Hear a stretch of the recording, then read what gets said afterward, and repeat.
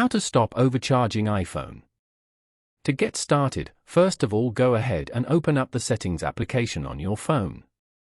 Settings allow users to customize, control, and secure your devices. Once you're here, scroll down to find the battery option and tap on it.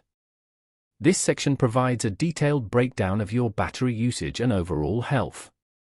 Inside the battery menu, scroll down a bit and tap on Charging.